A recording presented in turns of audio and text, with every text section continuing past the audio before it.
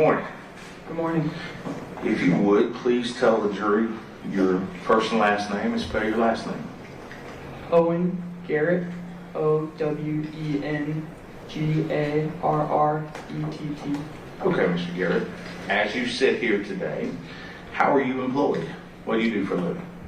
I do multimedia forensics at Garrett Discovery Incorporated. Okay. And that has your last name, so does that tell me how it became that you came to work there? That is my father's company. Okay. And just so we understand what it is that you do, what does the term you just used there, Garrett Discovery, what do you guys do? What kind of work? We do digital forensics, so cell phones, computers, laptops, all digital media devices. Specifically, I work on audio and video forensics. Okay. Now, how long have you been doing this? I've been employed at Garrett Discovery since 2021. Okay. So we're at 4 years now, approximately 3.5 to 4 years? Yes. Okay. And how many videos or audios can you estimate that you've worked on or done work on?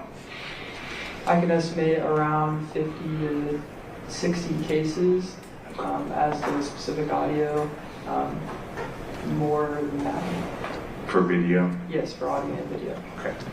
Now, how did you come to testify here today? Who called you? How did you get here? Mr. Pilgrim called me in late of May 2025. Okay. And did we send you anything? Tell the jury what we sent to you. Mr. Pilgrim's law firm sent me a video file of a car crash. Okay. And what did you do with that file? Or the film, video file, what do you want to call it? What did you do with it? With the video file, I enhanced it. So what that means is I brightened and I adjusted the contrast of the video to make it more presentable. Okay. And did you take anything away or add anything to it? I did not take anything away from the video. All I did was brighten the video to make it more viewable, which is not a destructive practice. Okay. So everything that was on the video, and we'll call yours the new video, everything on the new video matches everything from the old video. Is that fair? Yes. Okay. I'm going to show you what's marked as Defense Exhibit 22 and 23. And I'm going to ask you to identify these for the jury. Start with 22. What is that? That is the enhanced video at normal speed. Okay. And how do you recognize this as being something that you have done? Before coming in here, I analyzed the video and signed for it. Okay. And what does Defense Exhibit 23 depict itself to be? This is the enhanced video, but slowed down. Okay. Are both of these products of your work? Yes, sir. Okay. And are these in the same condition as when you inspected them? Is it the same condition as when you actually finished your work? Yes, sir. Okay. Your Honor, at this time, I would move to admit Defense Exhibit 22 and 23 and publish them to the jury.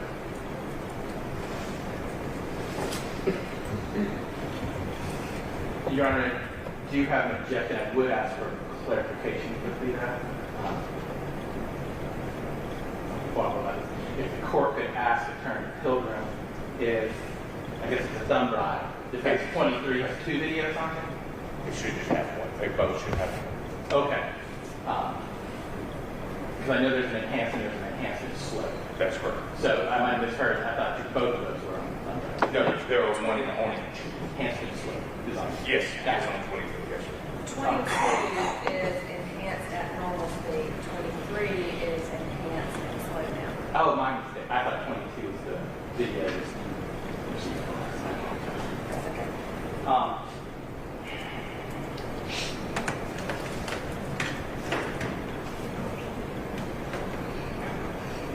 Yeah, 1 second.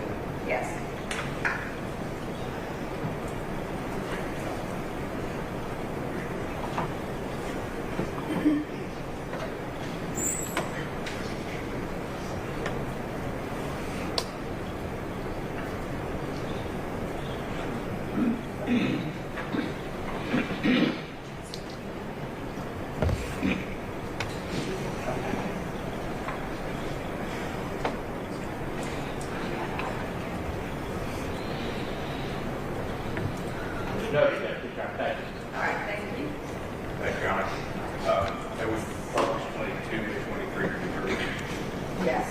22 and 23 are admitted, and you may publish. Thank you, Your Honor. We're going to use our laptop to first play.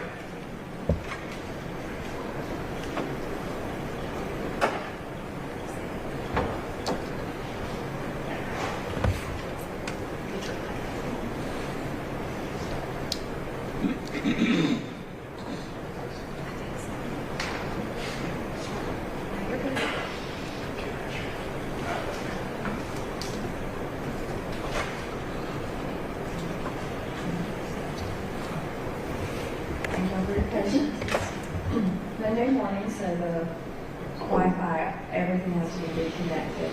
And so we're just sharing the password so that we can operate those systems. You got it? You tell me when you're ready. I'm ready, ma'am.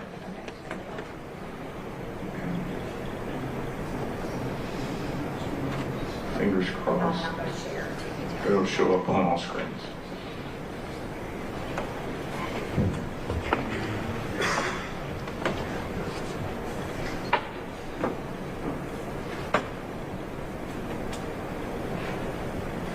It is showing on my screen, which means it's connected, but the clerk is just waiting for the word on when to share it. Thank you.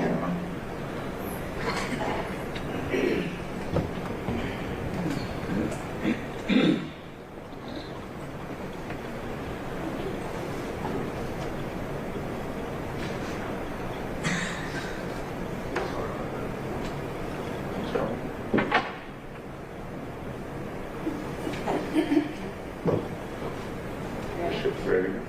Thank you. Okay, before we start, is this the same image that you remember starting your video, your enhancement at? Is this fake? Yes. Okay. You can just play it, if you would. Just go ahead.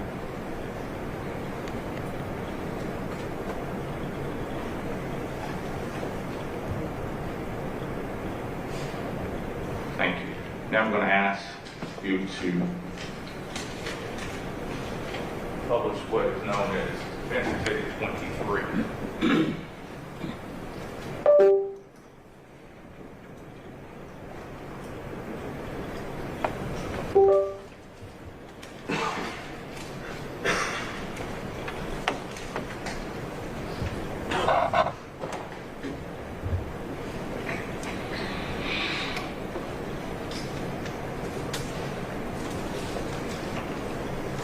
Okay, I'm going to ask you again, is this, for Defense Exhibit 23, is this the same version, just on a slower speed that you created? Yes, sir. Okay, you can play this.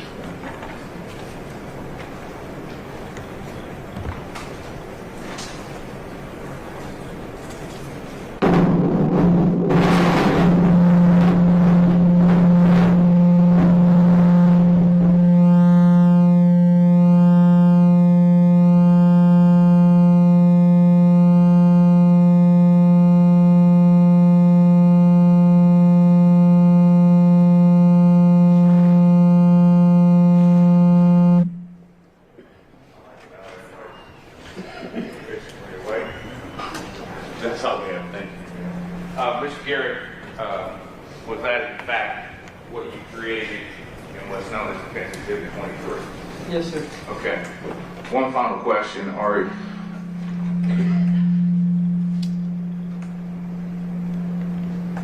better right here? The videos that you have enhanced, do they have the technology available to be watched frame by frame?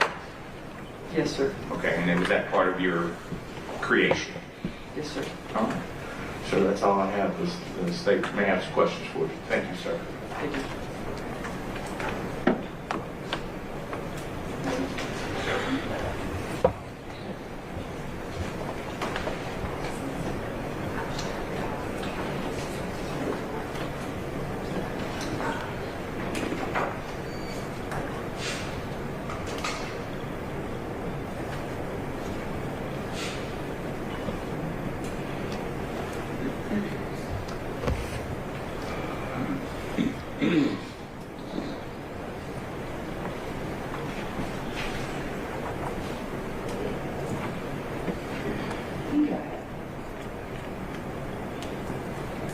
Maybe I have a question then, Mr. Stitcher. Do you need Mr. Citrus? No, just if there's connections. He is who I've been relying on. Yes, the clerk is actually doing that right now, just the system would not respond to the volume being turned down. Yes, ma'am. So we had to shut the system down. Okay, So she's getting it back up, but the microphones should still be working. okay. Let's see if this microphone works. The microphones are still working. Do you need the screens? I can't get it. I'm Okay, kind of planning to get to that first. all right. So we could wait a minute.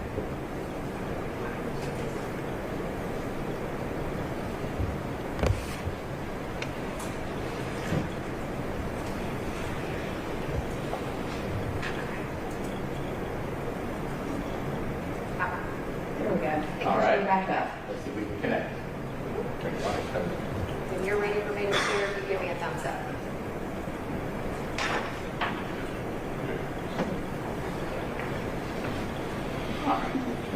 Good morning, Mr. Garrett. Morning. We spoke out in the hall just for a minute. Yes. Okay. I'm probably just going to talk about the same thing. Is that all right with you? Yes, sir.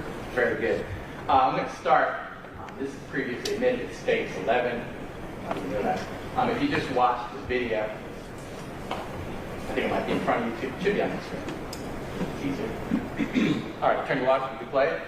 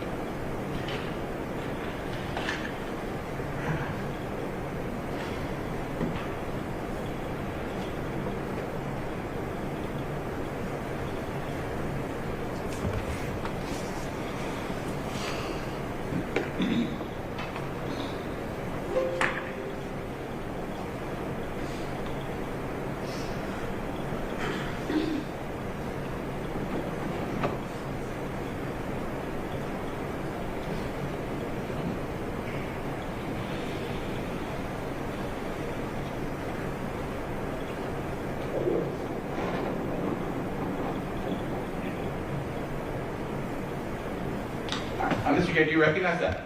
Yes, sir. Okay, and how do you recognize it?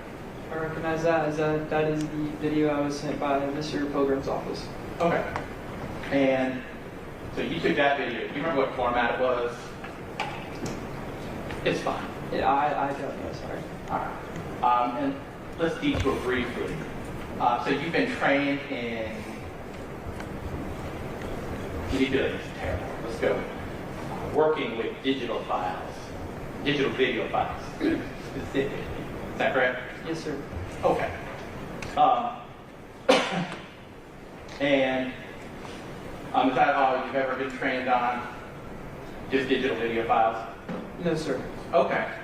Because I guess what I'd like to talk about is how a digital video file might be different from, say, like the old film, right? Yes, sir. Right. So you've been trained in both? Yes, sir. All right, but specifically in this case, you were sent a digital video file. Yes, sir. All right. How did you receive it? I received it electronically. All right, so emailed. Yes, sir. What would you typically, when the video file was sent to you, what were you asked to do? I was asked to enhance the video to make it brighter and Okay. more viewable for the court. Now, insofar as that enhancement goes, you're just changing settings, more or less. Yes, sir. I'm trying to remember, what was it, you used a specific term? Non-destructive. Yes, sir. Okay. Tell the jury what that means. So non-destructive means I'm not altering the image or the video in a manner that would affect the viewer from seeing what is relevant. So if I were to make the image blue or if I were to make the image green, that would be a destructive practice versus brightening the values of the pixels seen in the video to make it more viewable to the user. Oh. And I'm sorry, I wanted to use your videos. Oh, they're right there. Oh, Thank you.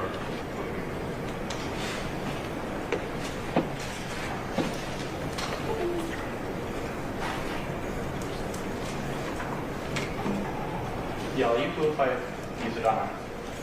Okay. All right, you just testified to defense point Q. Review that with you, okay? Yes, sir. Give us a second. Technology. You perfect.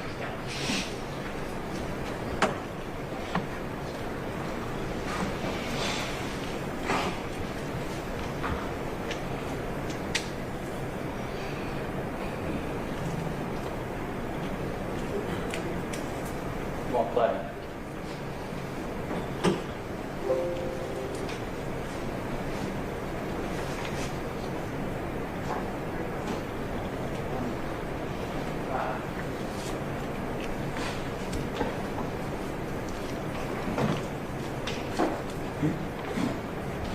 I believe it's because your computer is auto set for videos to play in Windows Media Player.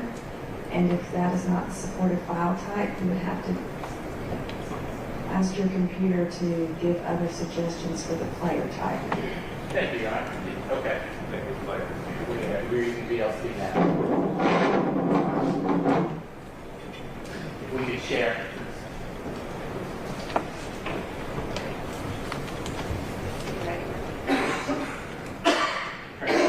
You ready?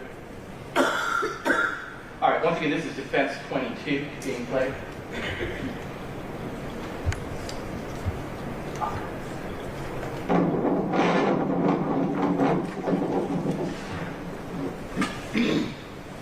All right, so that, in fact, is not the full video that we watched initially, right? Yes, sir. So you cropped it. Cropped would be the incorrect term. Okay, tell me the right term. The correct term would be range selector within this program. So if I have 3 minutes of video and I refuse to say the 15 seconds I want, I in fact range selected it. Yes. Okay. So you in fact range selected the original video. Yes, sir. Was that by direction? Yes, so I was directed to only enhance the relevant section of the video. And when you say enhance, walk me through exactly what you mean by enhancing. How is this enhanced? Let me rephrase that. So I would use the Smart Adjust filter, which automatically runs a mathematical algorithm to brighten and add contrast to the video to make it more viewable for the user. That's a lot. Let's walk step by step. First of all, you put the original program. Yes, sir. Did you just use one program with this? Yes, sir. What program was that? I used AMP5. I'm sorry, you can spell that.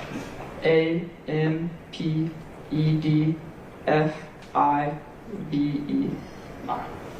Looks like that's one word. Is that correct? Yes, sir. The A and the F are capitalized, it appears. Yes, sir. Very nice. And where did you get that program? I got that program directly from AMP5, their website, paying for it and going through their industry standard training. Okay. And what kind of program is AMP5? It is a audio and video forensic enhancement tool. All right.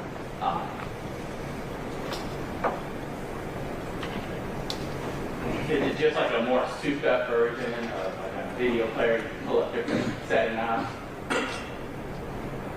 Yes and no. Okay. How now? No, because it requires training to use the program, and it has a lot of tools that you would not be able to find in a normal video player. Okay. Now, when you are actually enhancing these videos, you're not adding or subtracting, correct? Typically, no. Right. You're just, the data is there, and you're just choosing to, I guess, pull out some of the data to,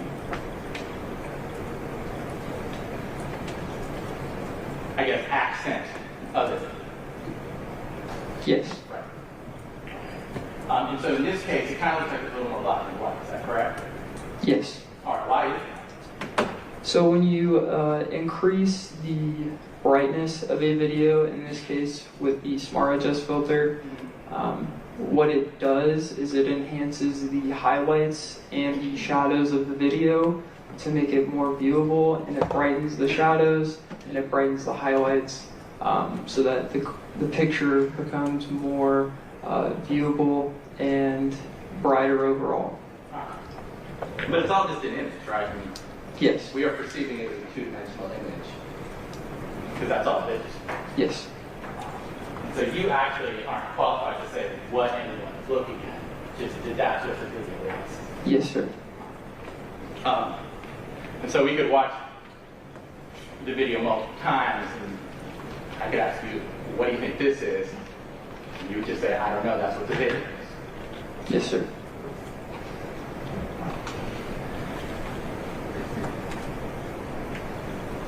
I know previously when we talked, I asked you about digital videos in squares, sometimes we see. Yes, that would be called pixels. Pixels, right. And watching Defense 11, do we see that kind of be in there? Yes. Why are we seeing that? What's that about? Due to the crash Yes. that I viewed in the video, it looks like the camera could have been destroyed in an instance or unplugged, which could lead to the video looking like that without getting the actual device and running it through various different tests. I would be unable to provide an exact determination or opinion on that. All right. What about when, let's say, an image is moving fast? Do you expect to see a blur? Yes, sir. That's true with both digital and, I guess, the old film cameras, too. Yes, sir. All right. Was there a blur in this? It appeared so, yes. Right. Are you able to enhance blurs? No, sir. Right. There's just a certain amount that you can get to, and then that's it. Yes, sir. So, your opinion, something trained you. Digital file. A blur is just a blur. I'm sorry, you can't hear. It's my phone. Still out. Green. I don't know what's going on. Can I approach this?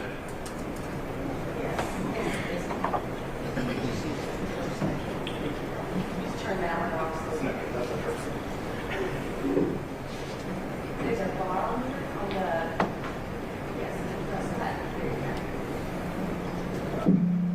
Can you repeat the question for me, please? I can. So if we were to witness a blur, then it would just be a matter of anyone's opinion on what that blur might constitute. Yes and no. Yes and no. Okay, tell me now. No, it depends on the level of the blur, being able to identify an object that is being blurred. Okay. Well, you mean generally speaking. Yes. Lovely. Let's talk about in a case like this with a high, well, you understand that this is a high-speed collision relation. Yes. When you have things moving fast, we already talked about how you would expect to see blurs, right? Yes.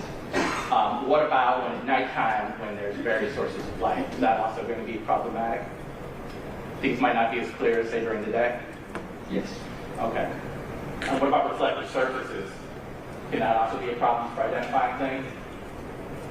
Yes and no. Okay. Meaning you could have a clear image and a reflective surface. Yes, sir. Got it. And what about, say, rain in front of camp? Can that also cause distortions? Yes, sir. Potentially. Thank you, sir. Nothing further, Your Honor. That's it. Excuse. No objection. Any objection from the state for Mr. Garrett to be excused? No, Your Honor. Thank you. Thank you, Mr. Garrett. You may be excused. Have a good day.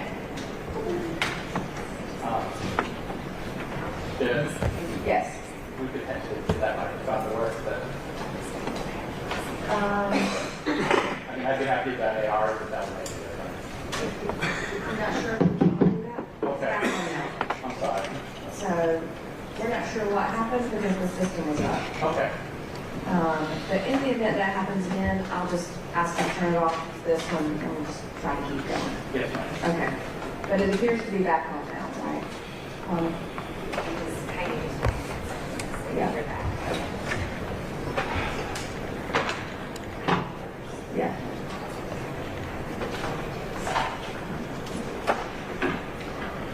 Yeah. All right. The defense can call its next witness. Your Honor, we call Mr. Brian Blankenship.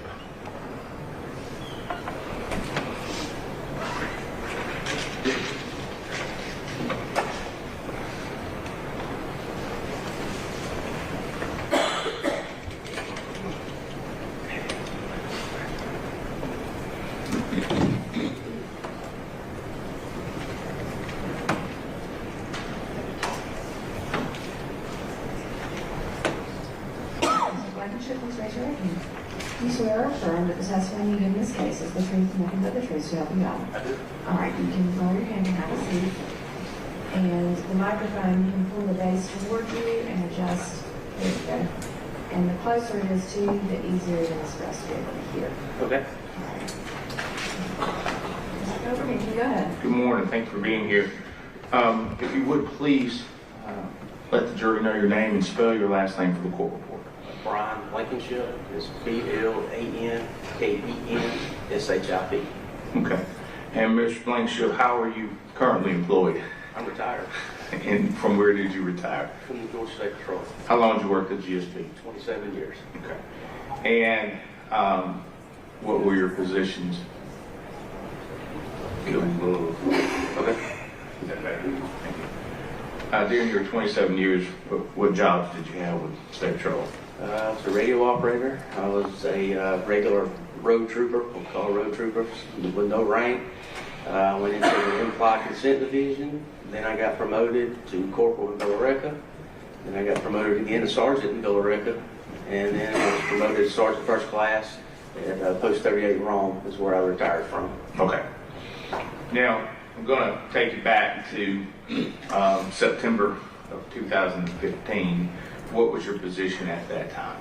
I was a sergeant at Post 4 Billerica. Okay. And were you in charge of several troopers under your direct supervision? Yes, I was a supervisor at the post. Was Mr. Scott one of your underlings, shall we say? Was he, you were responsible for him? Yes, he was a trooper there at the post. Okay. All right. The night this happened, do you remember getting a call or showing up? Tell us what you remember about that. I had just gotten home. I'd been home about 20 minutes or so from the end of my shift.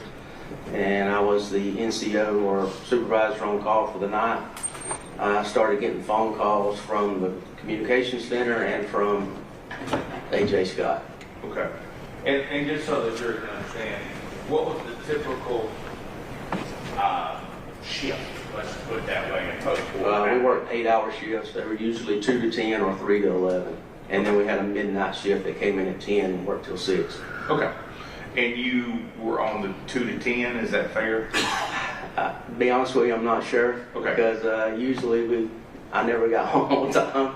Okay. So I got home roughly somewhere around 11 o'clock. So I was probably 2 to 10. And just so we can familiarize the jury, Post 4 covers what areas in Georgia? Carroll County and Douglas County. Okay. When you were there as a sergeant as the NCO, how many accidents a year did Post 4 work? About 4,000 a year. We were the busiest post in the state as far as working crashes.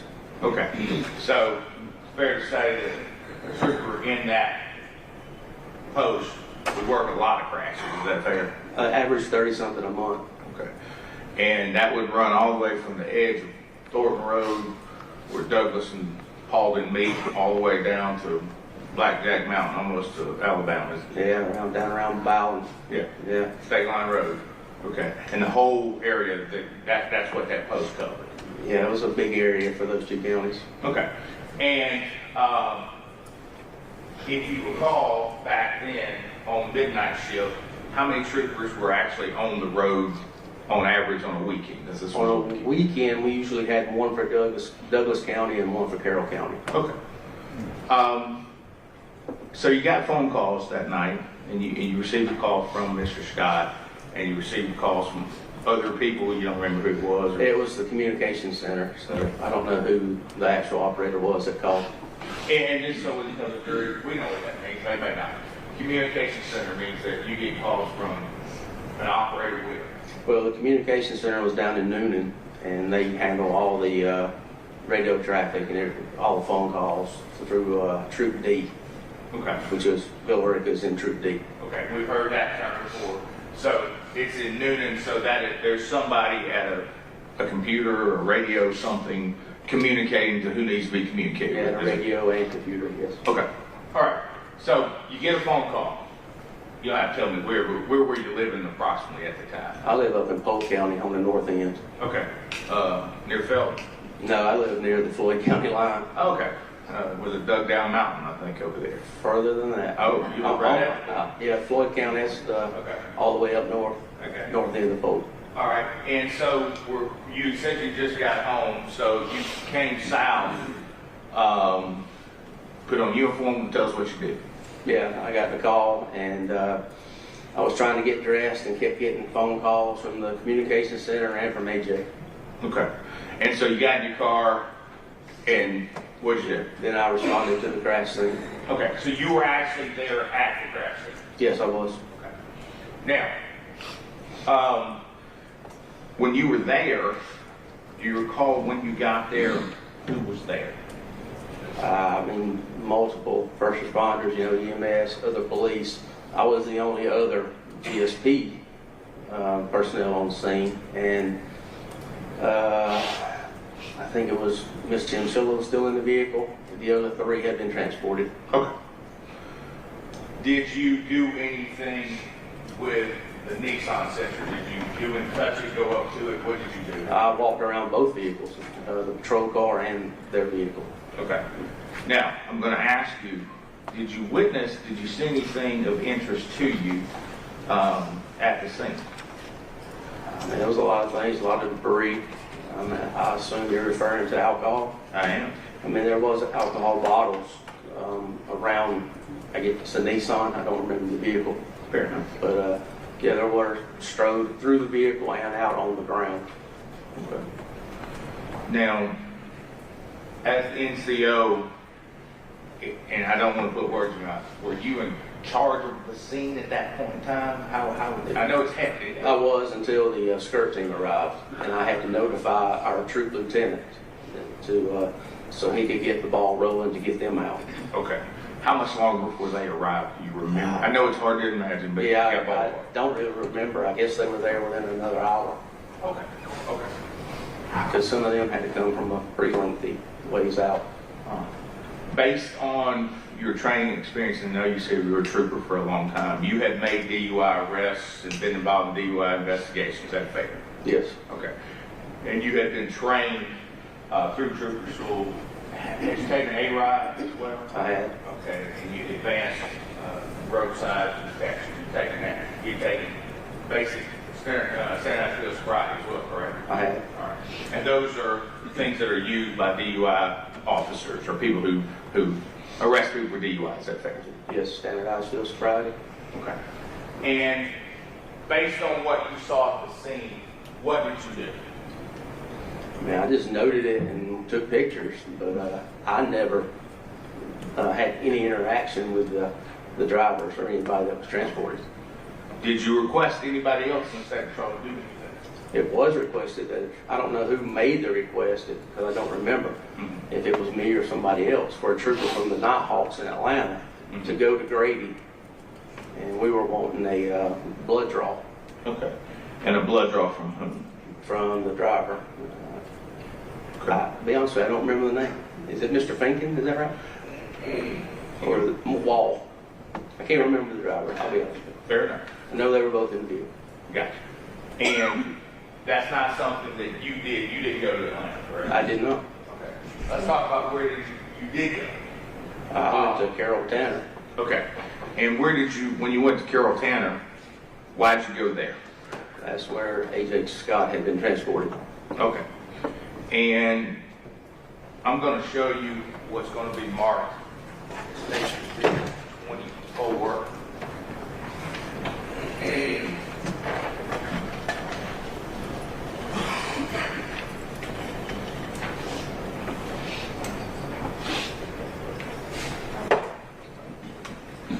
I'm going to show you what's marked as Station 24.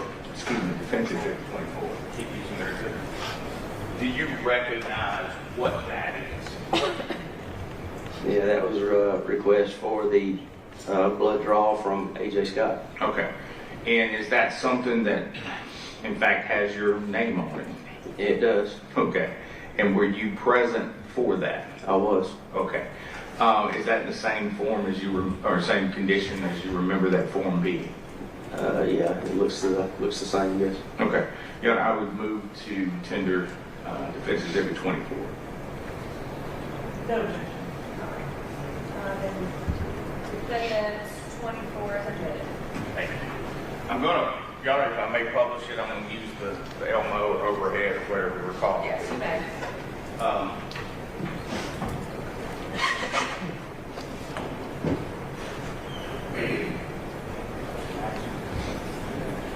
You can wait when you're ready. Okay. Okay. You've identified, and we'll walk through a little bit at a time. If you could stop, Mr. Scott, that is your name, correct, sir? B.O. Blankenship. Yes, that's me. And it was true to the state patrol post 4. Is that in fact post 4 Bill Ritter? Yes, it is. Okay. Now, I want to draw your attention down to date and time. 9/27, was that 2:11 military time? Is 2:11 a.m.? Yes, it is. Okay. 2:11 in the morning. And this was drawn, you mentioned that Tanner Carrollton, you see it noted here, Tanner Carrollton ER? Yes. Okay. And then we see that there's an RN that drew it, correct? Yes. Okay. And so this is in keeping with a form Department of Public Safety or State Patrol would have used at the time? Yes, it is. Okay. And in fact, Mr. Scott consented to have his blood drawn, correct? He did. Okay. Did you ever become aware of the results of those tests? No, I transferred out just a short time after that to another post. Okay. But in fact, there is a consent where he signed and agreed to have his blood drawn that night, that morning. Is that fair? Yes. Okay. Now, I know you said you transferred out. Do you recall when that happened? And it was around December. I went to the post in Marietta. Okay. And how long did you stay there? Another 2 years. Okay.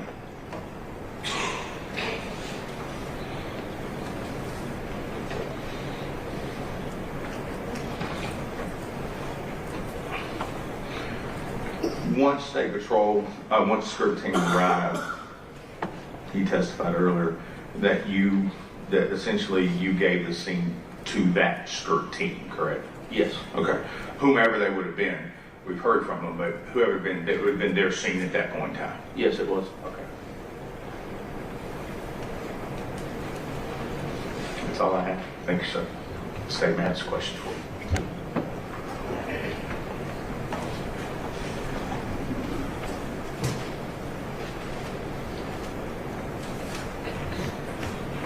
Good morning. Mr. Blankenship, you indicated that you sent, or I'm sorry, somebody sent someone from the Nighthawks to investigate Mr. Wall for driving under the influence, correct? Yes. Okay. And the Nighthawks is State Patrol's DUI task force? Task force down in Atlanta. All right. And you never did develop any probable cause to get a warrant for Dylan's blood, did you? No. Okay. Well, like I said, at that point, the SCRT team started handling all that when they got there. Understood. But you would have known, would you not? Yeah. All I did was I if that had suspected it, happened? but I didn't have the probable cause there. Like I said, I only suspected because of what was around the car. Okay. If you had been able to draw Dylan's blood, though, that would have been a definitive answer to that question, correct? True. Yes. All right. And you, in fact, you did 2 crash reports for this? I'm not familiar with doing 2. I did 1, which is a preliminary report. Maybe that, and I apologize, I think it was probably a preliminary report and perhaps the final. Maybe where results are added or something like that. Maybe a supplement. Your Honor, I'm going to put your name. Just show this to you and see if you this report number.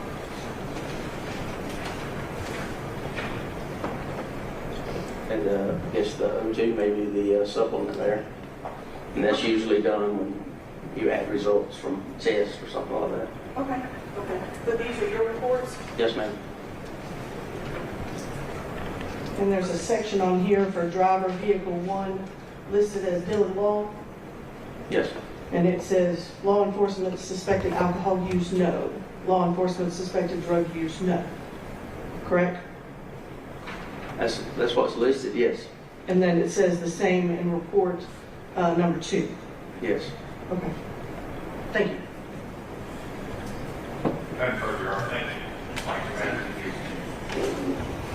All right, any objection to Mr. Blankenship being? All right.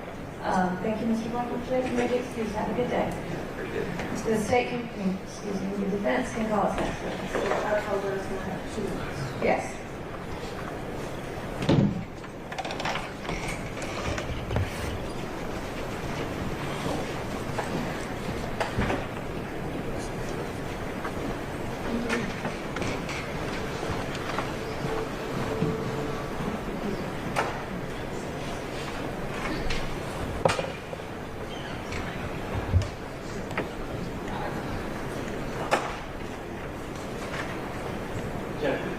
We could move forward. I'm handling this. Mr. Gilbert, you can go ahead and write next witness. We're going to call Clay Sims to the stand.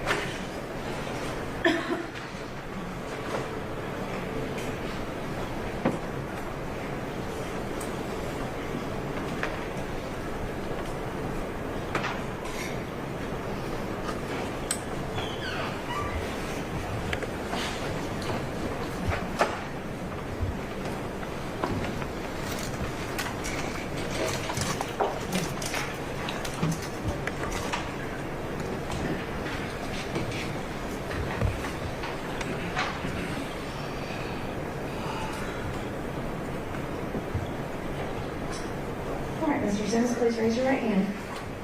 Do you swear or affirm the testimony you give in this case is the truth and nothing but the truth to help you God? All right, you may lower your hand and have a seat. And we have some microphone issues, so let's make sure if you'll tap it, see if it's working still. Yes, all right, and then just, you can pull it towards you and adjust it how we need to so that we can hear you. Okay. Good morning. Good morning. If you would please inform the court and the jury what your name is and spell your last name. Joseph Clay Sims, S-I-M-S. Okay. Do you go by Joseph or Clay? I go by Clay. Okay. Mr. Sims, as you sat here today, how are you employed? I am employed now. Yes, sir. I'm self-employed. What do you do? I'm a land surveyor. Okay, for yourself or somebody else? Me and my dad own the company. Okay, what's the name of the company? S&S Land Surveyor. Okay. And is that something you've been doing for a while? When did you start doing that full time? I've done it for 15 years now. Okay. Was it a part-time job at some point in time? Well, my dad did it, so I just carried on with it. Okay. Did you have a job prior to being a landscaper? Or a land surveyor, I apologize. Yes, I was EMS. Okay. How long were you EMS? I was in EMS for probably 5 years. Okay. Do you remember when that was? Days. No, not at this time. Okay, fair enough. All right, back in September of 2015, how were you employed? I was employed for West Georgia Ambulance. Okay. And just so the jury's edification, what areas did West Georgia Ambulance cover back then? All of Carroll County. Okay. And do you recall the accident we're here about today? Do you recall getting called out to a scene for this? If so, tell us what you remember.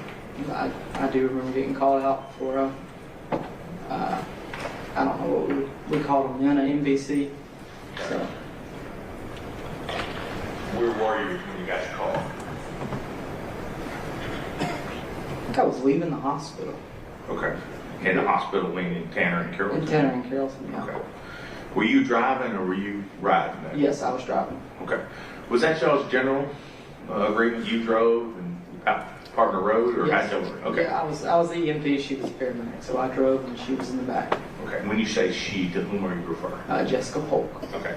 How long at the time did y'all work together, approximately?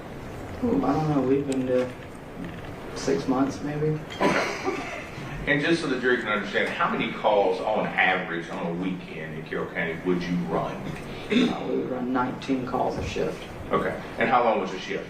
24 hours. Okay. So approximately one every hour and a half? Oh, yeah. Okay. So needless to say, you're fairly busy. Very. Okay. All right, I'm going to ask you about that night question. When you arrived, what you remember arriving? Well, first of all, where did you go? Where was the scene? It was right before I-20. I don't remember the name of the road, off 27. Okay. And you know to go to that location, why? Who told you? Dispatch. Okay. So you get there, what do you see?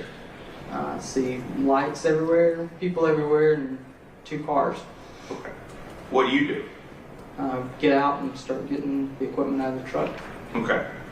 And when you say equipment, tell the jury what we're talking about. What do you mean We're equipment? talking about backboards, neck braces, things of that nature, the bags. Okay.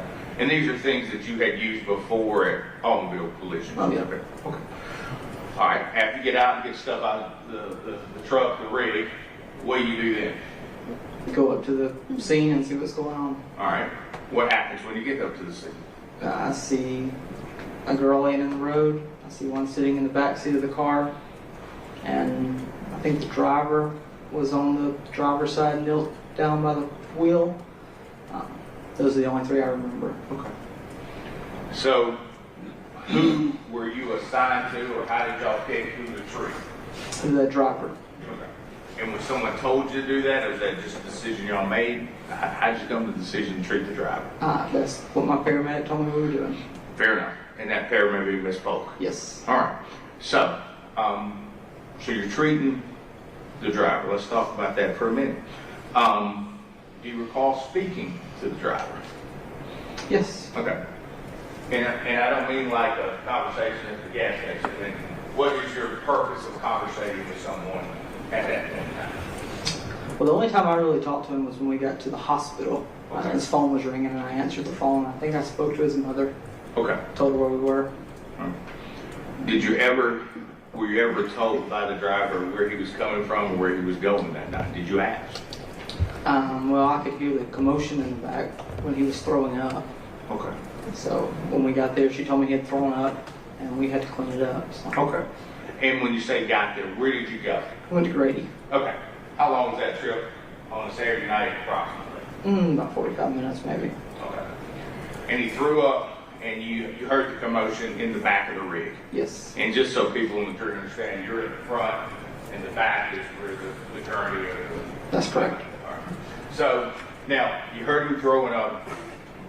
When you got to Grady, who took him off the ambulance? Who took him off the rig? Jessica and I, Okay. Who went inside? both of us. Okay. And at some point in time, you mentioned throw up. Whose responsibility was that to clean that? That was mine and hers, but more mine. Okay. Anything particular about that that you remember? I remembered it smelled like birthday cake vodka. And is that something you were familiar with prior to that night? Relatively. Okay. Something you drank yourself or been around? Yeah, it's been around for sure. Okay. All right.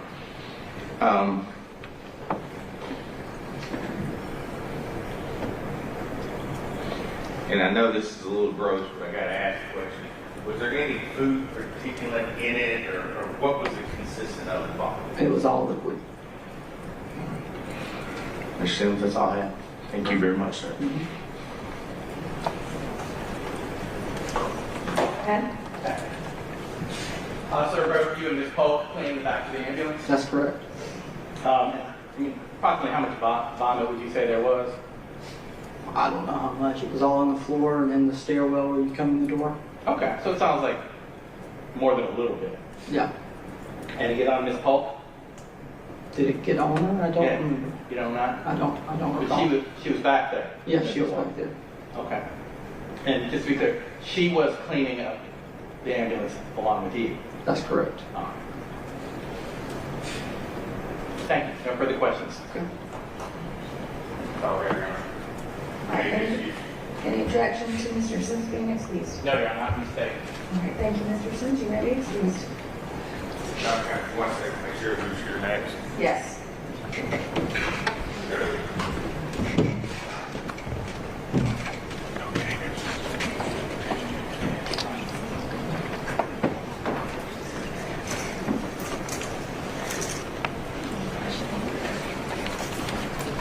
At this time, the defense is called, recall Mr. Chad Barrow.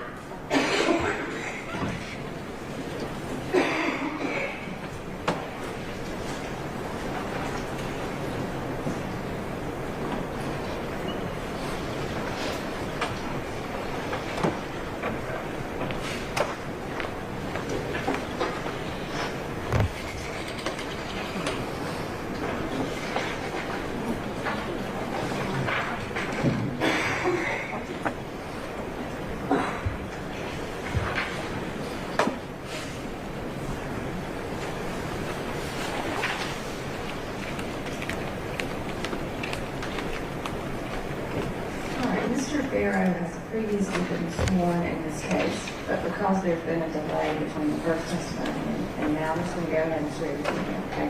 All right, raise your right hand. Do you swear or affirm the testimony you give today is the truth, the whole truth, and the truth, so help you God? All right, lower your hand, be seated. Same thing with the microphone, and Mr. Barrow, I believe I'm going to have to give you this work back so you can lift it up a little bit.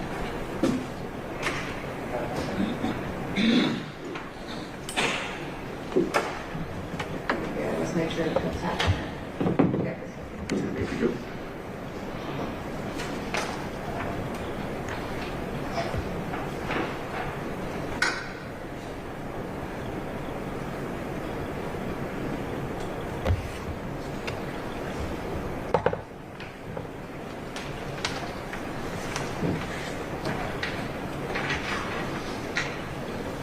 Mr. Barrow, thank you for being back with us today.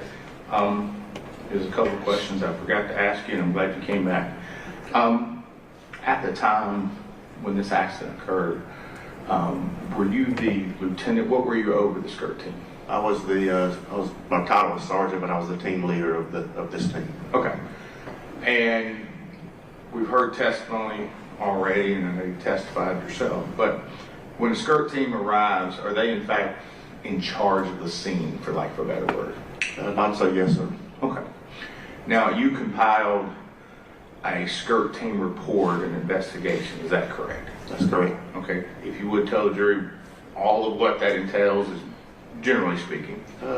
There's an investigative summary part that kind of gives a chronological account of our investigation and how it took place step by step through the process, beginning with how we received the call and then all the work that we put into the case, and which included the photographs that we take and any video that we take, vehicle inspections that we do, people that we interview,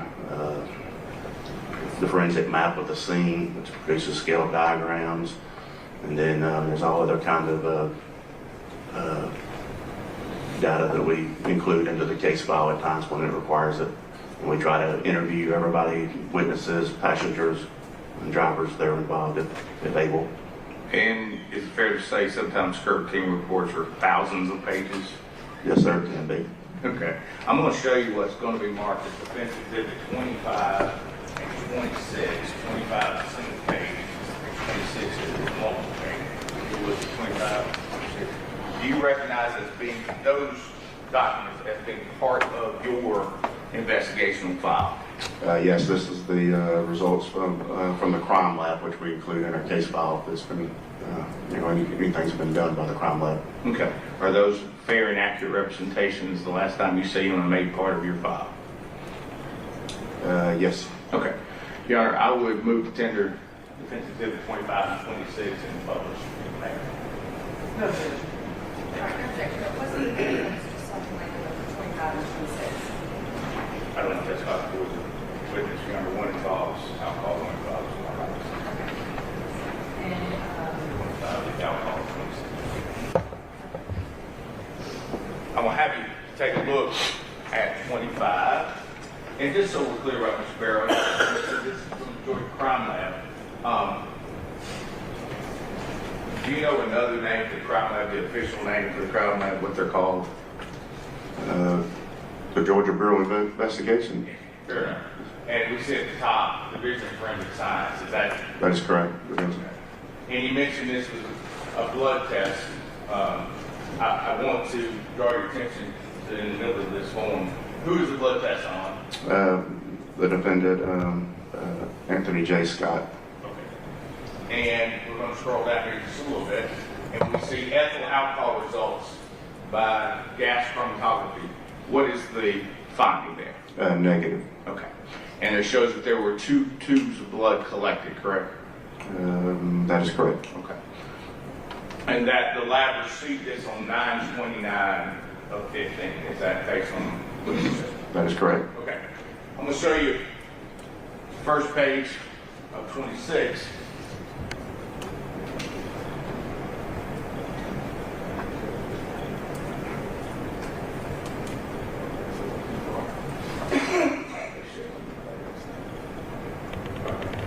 I'm going to ask you again, do you recognize 26 as it is up there on the screen? Yes, sir. Okay. And what is that? It is the drug screen results for Anthony J. Scott. Okay. And does it show who the requesting officer was? Yes, sir. That would have been Brian Blankenship. Does it show the agency post at the top? It does. The GSP stands for Georgia State Patrol Post 4, which is out of Bellrica, which he worked out of. Okay. And we see the evidence of what day it arrived at the crime lab, do we not, right there in the middle of evidence? We do. Okay. And then we're looking at all the areas that they test for. What were the results of all those? For everything they tested for, it was a negative. Okay.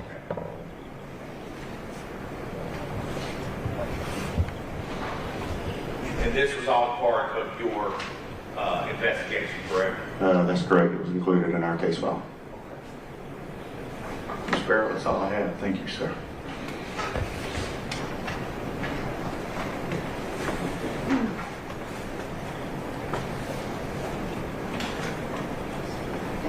Before Ms. Waters starts asking questions, just for the record, I did not state that those were 25 and 26 were committed, but they are. Thank you. You can go ahead, Ms. Waters. Thank you. Now, Mr. Scott was on duty that night, correct? Correct. Right, he was in uniform in his patrol car, That is correct. so we would expect that his blood alcohol and his drug test would come back negative. One would hope so, yes. Right? Okay. You had testified actually previously that there were some scale diagrams done, correct, of the scene? That's correct.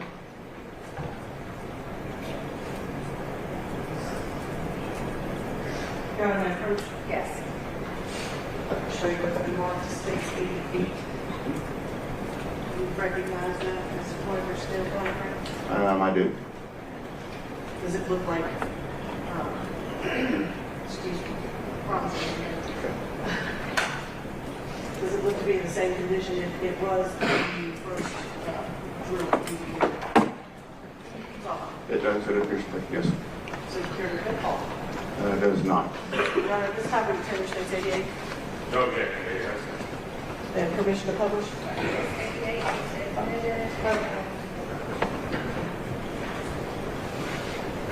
All right, so in this diagram, the blue vehicle in question is the defendant, correct? That's correct, that'd be the Dodge Charger. Okay, and the black vehicle is the Nissan in which the victims were That is correct. occupied. Okay, thank you. John, just real quickly, I wanted to ask Mr. Barrow. Did you ever receive a similar blood test for Dylan Wall that you received for AJ Scott from the Department of Forensic Science? No, we did not. Okay. I'm going to ask you, since the state has presented a diagram, I'm going to present you one as well. It's going to be state 50, or defense 15.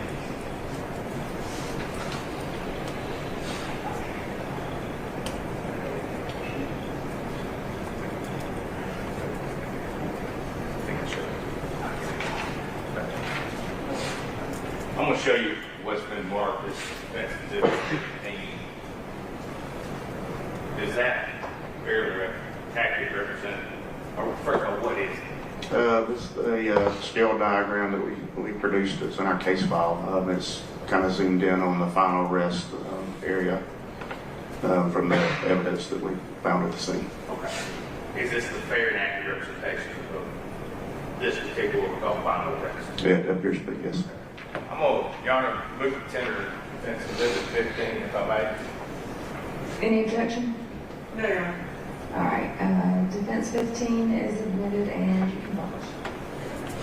I'm also going to cross, we're going to tender 18.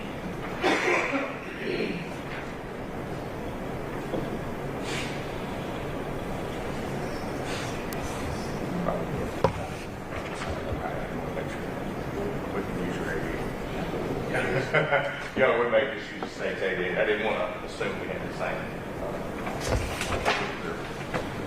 impact. If I may, Yes, you can. okay. This is what you might call a scale diagram. Is that fair interpretation? That's correct. Okay. And in this, I just want to make sure that we're clear about this.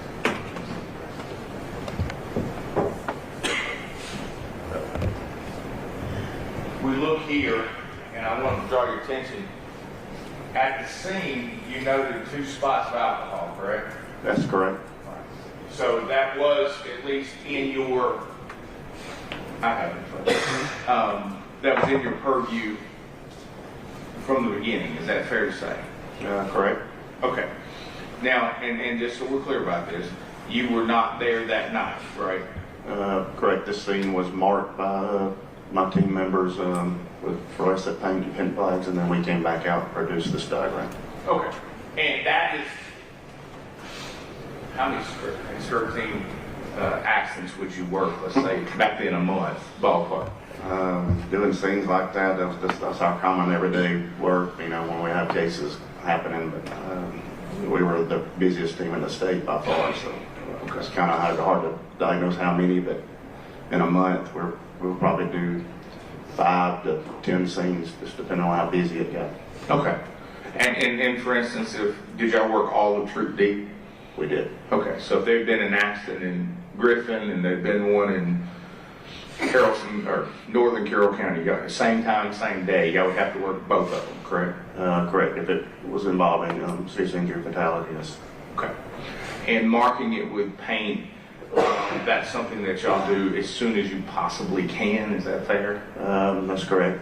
Photographing and marking of the scene is kind of the first things you did. Okay. And then you would come back with the total station and do the meets and bounds and the distances, correct? Correct. All right.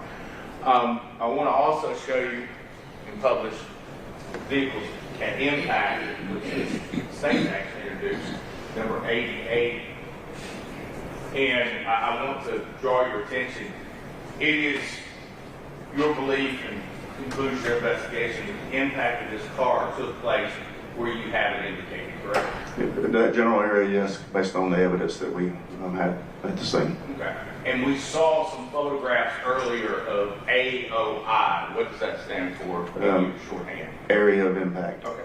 So that is your best able, based on the evidence, to determine where the impact would have occurred? That's correct. Okay. And is it fair to say that the Nissan is clearly into and beyond the second lane, almost to the point of clearing the road? Is that fair? That's correct. This rear end is still in the right-hand northbound lane, but the front end is proceeded past the gore area, as you can see. I want to ask you that night in question. Do you recall? Thank you, man. Do you recall the height of the grass? Yes, I do. We measured the areas of the grass and the median, which would be between the northbound lanes and southbound lanes, and it was measured to be anywhere from 2.5 to 3 foot high. Okay. Would you consider that high? Absolutely, I consider it high. Okay. And could that, in your expert opinion, you've been Tender's expert, could that affect the visibility? Yes, it did. Okay. Of oncoming traffic either direction? It limits the view of vehicles, approaching one another, making turns. Of course, you're eventually going to be able to see each other after you get so far, into the area, but it does obscure that view. Thank you, sir. That's all I have.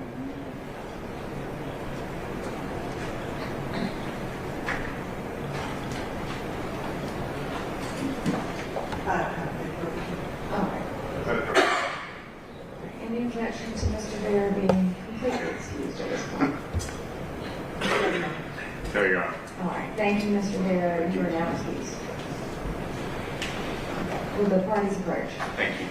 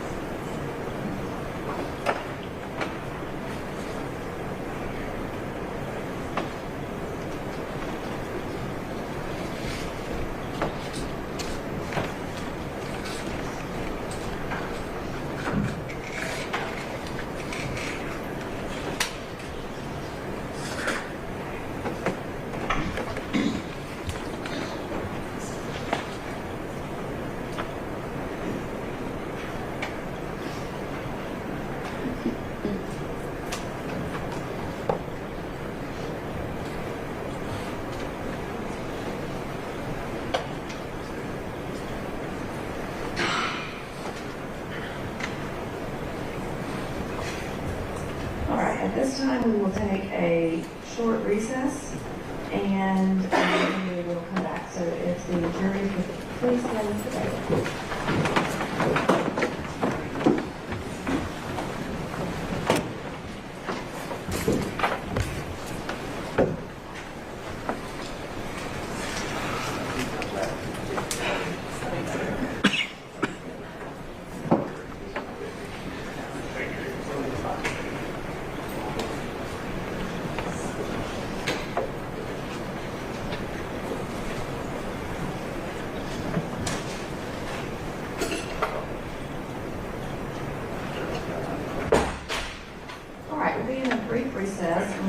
the bailiff to let me know when the jury has all been able to use the restroom because there's only one. So sometimes that takes longer than 5 minutes. And then I'll check back in to see if y'all are back in the courtroom. When we come back, I'll go back over the information and rights with Mr. Scott, ask if he has made his decision to testify, and then we'll move forward from there. Yes, sir. Okay. Thank you. Hold on, one more thing. I'm going to place this on the record. At the bench conference, I advised the parties, and this is just for the record, I received an email from someone in the public regarding showing the medical records and pictures of the victims, and that was on the live stream.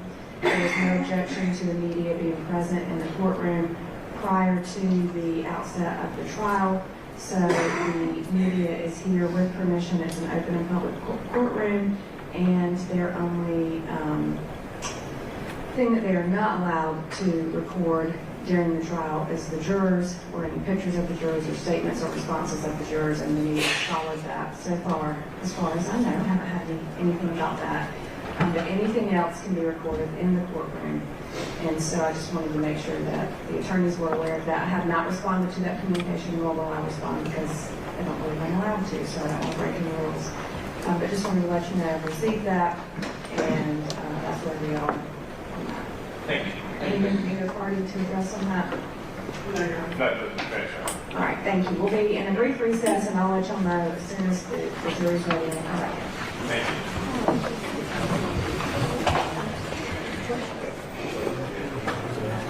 All right, before we bring the jury in, Mr. Scott, you are still on oath for answering questions and responding about testifying. Do you have any questions about the rights that previously were? And you had plenty of time to talk with your attorney regarding your decision to testify. Do you need any more time? All right. Do you want to testify in this case? Okay. I find that the defendant has decided to testify and that the defendant has a complete understanding of his rights. Everybody ready for the jury? Yes, sir. Okay. And just a housekeeping. I'm going to put, I know that I've sworn Mr. Scott in to respond to those questions outside the presence of the jury, so I'm going to swear him in again to testify in the case. All right. You may go ahead and bring in the jury.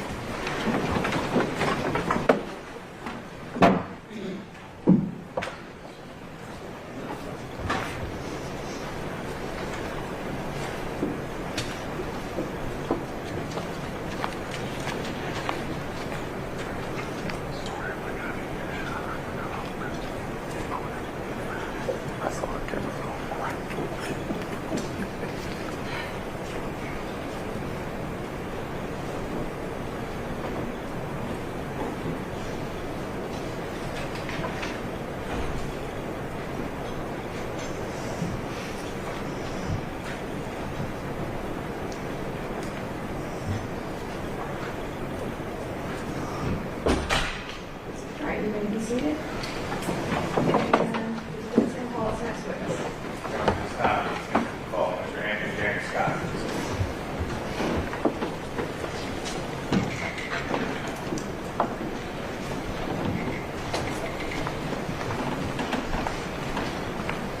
Mr. Scott, please raise your right hand. Do you swear or affirm the testimony in this case is the truth, nothing but the truth, so help you God? All right, you can lower your hand and have a seat. And I think the microphone is probably in the right spot, but feel free to pull it forward or adjust it as needed. If you would, please state your name and spell your last name. Anthony James Scott, Scott, SCOTT. Okay. Mr. Scott, as you said here today, how are you employed? Construction, Who do you work for? Franco, And what do y'all do? develop, land development, Okay. And what's your title and then what's your job? land acquisition. Okay. Prior to working for them, had you ever worked in law enforcement? Yes, sir. When did you work in law enforcement? 2000, I believe 2011, 2015. Okay. Now I'm going to ask a little bit personal questions. Where were you raised? Bremen, Buchanan, and Dallas. Okay. And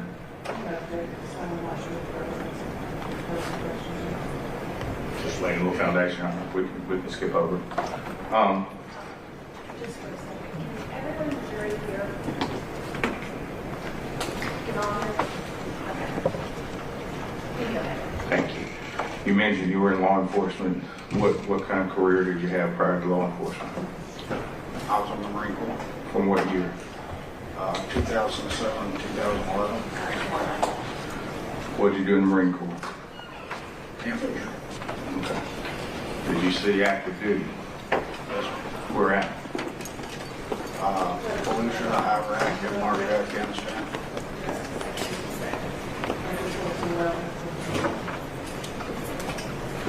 Just trying to build a little background like anyone else or any other witness.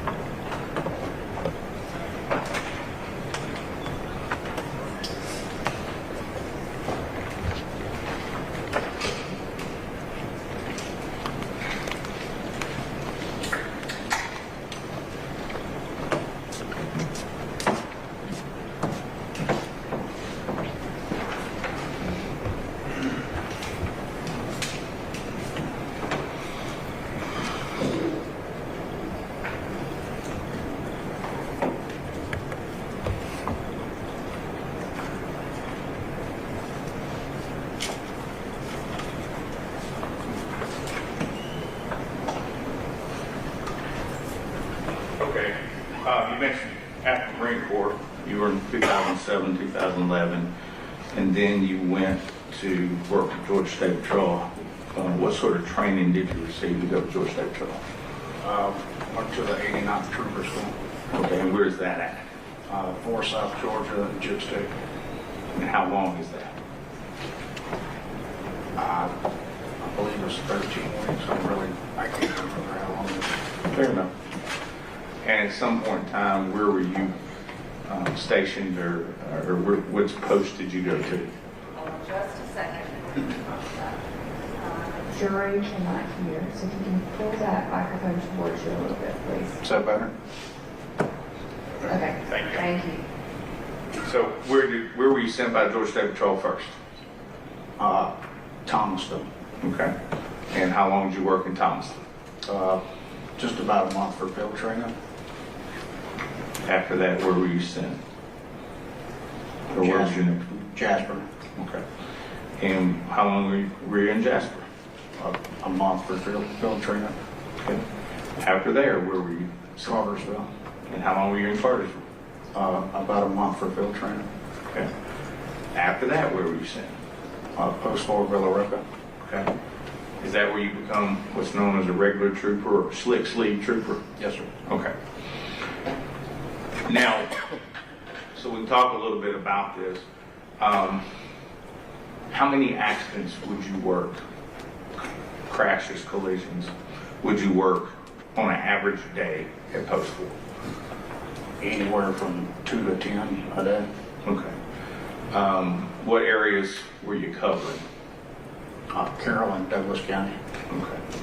Now, the date we're talking about today was a weekend. What was your area during the week? Weekend, excuse me. That night I was assigned to Carroll County. Okay. And what was your shift hours at that time? 10 p.m. to 6 a.m. What's that called within the department? What do y'all call that? Midnight shift. Okay.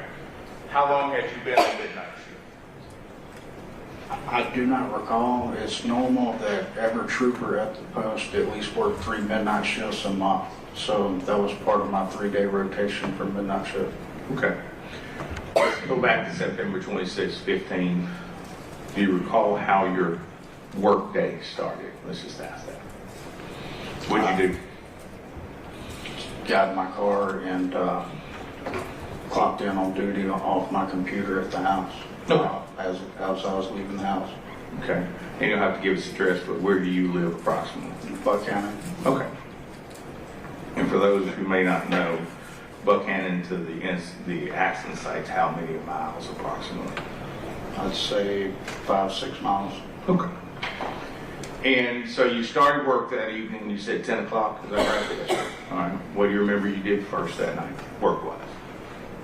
Just out patrolling, and nothing significant. Okay. At some point in time, did you meet some guys from Bremen? Yes, sir. Why and where? Right there in Bremen under I-20, just to work traffic. Okay. And why were you meeting them there? Was there a reason? No, there was no reason. Okay.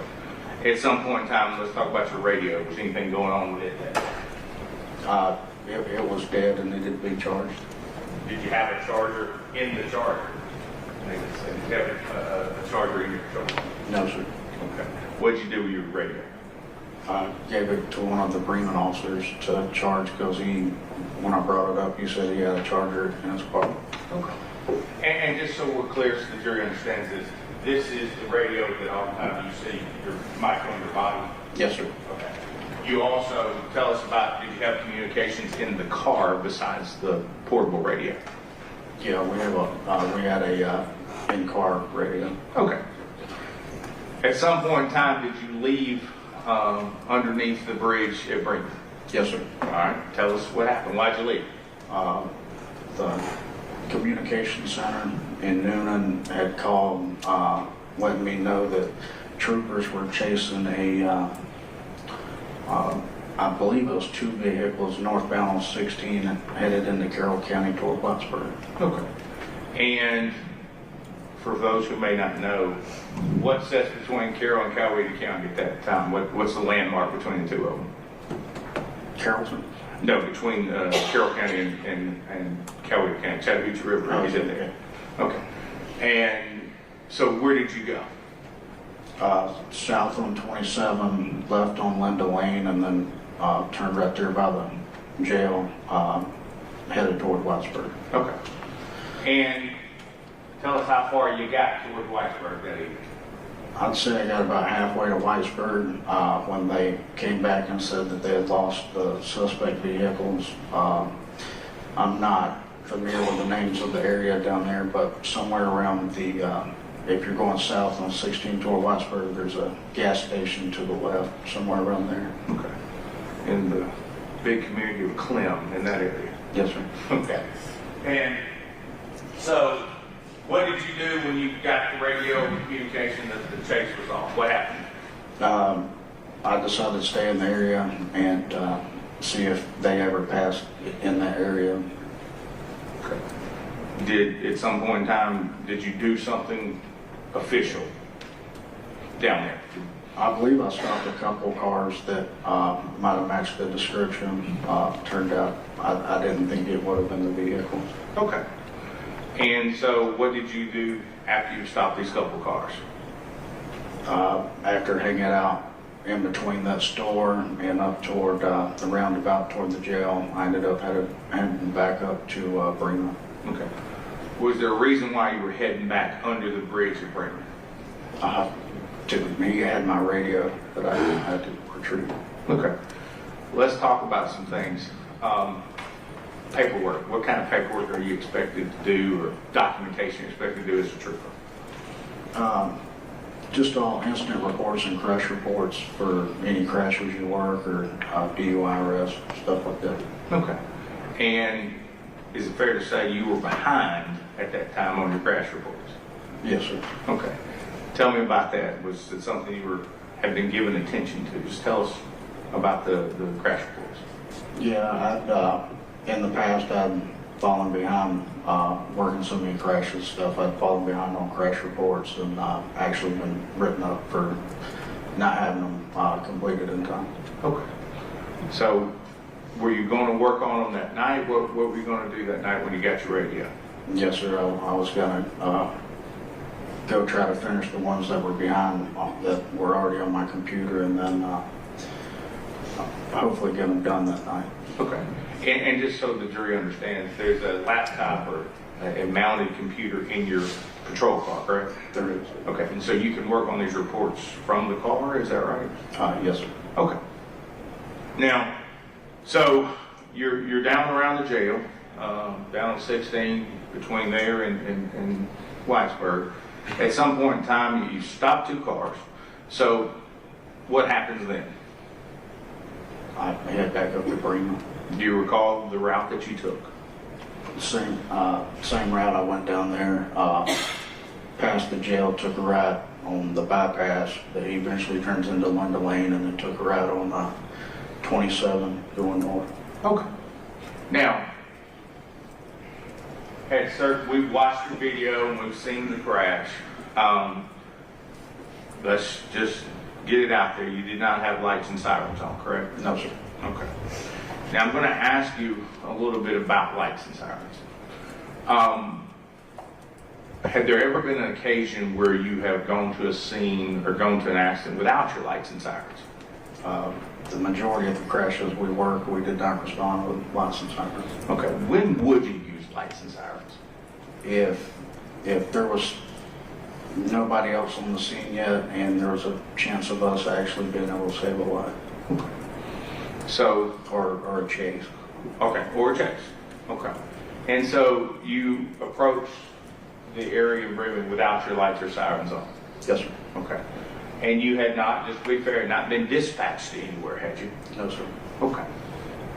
Now, we see the crash, and we see where your car ended up. We've looked at that all week. What do you remember doing right before the crash? As far with your car? Just driving. Okay.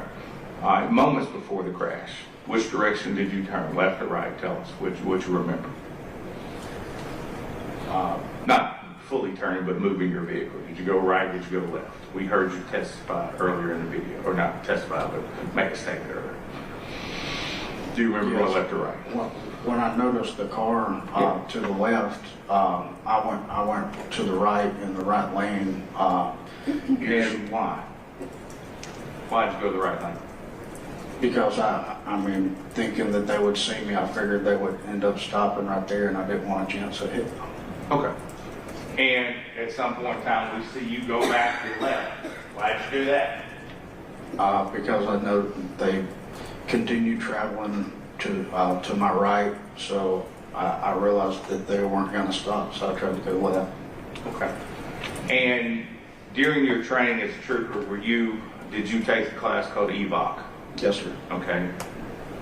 Do you recall any of that training concerning a situation just like this? What are you trained to do?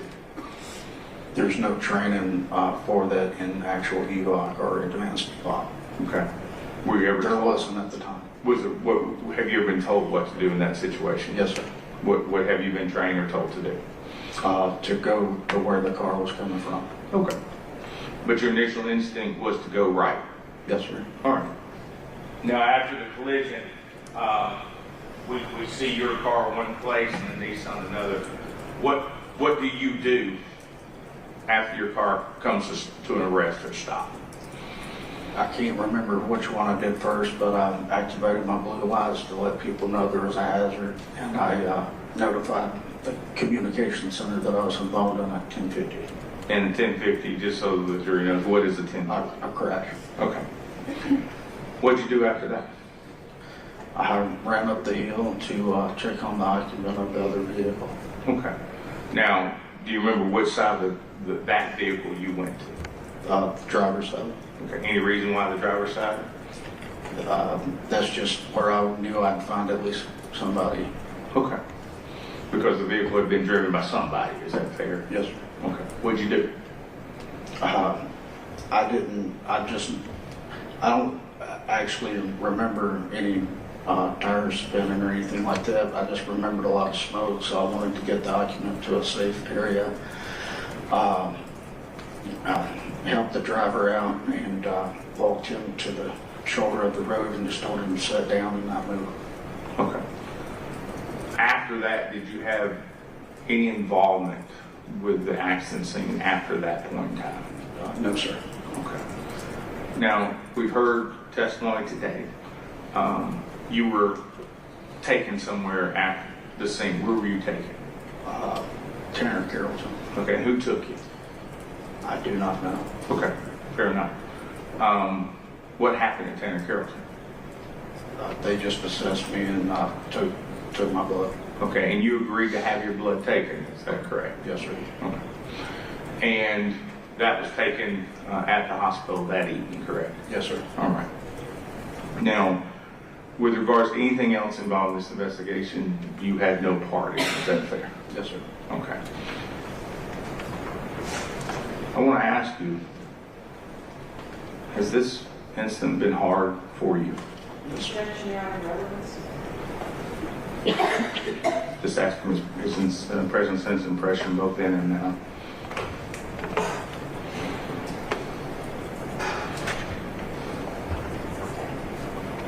Okay. Mr. Scott, prior to this accident, September 15, you mentioned you had worked for the State Patrol for approximately 3.5, 4 years. Is that correct? Yes, sir. Okay. Had you ever had a collision in one of those State Patrol vehicles before?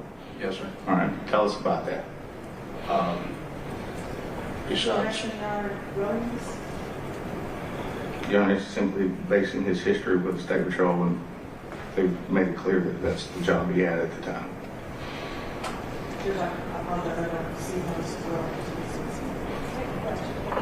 Yeah, I just asked if you'd ever had an accident in a state vehicle before.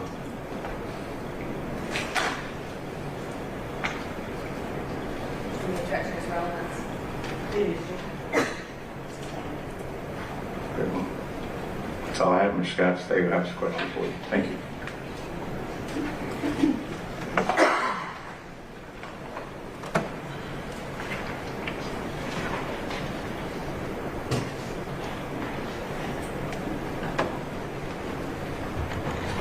Mr. Scott, what was your badge number at the time?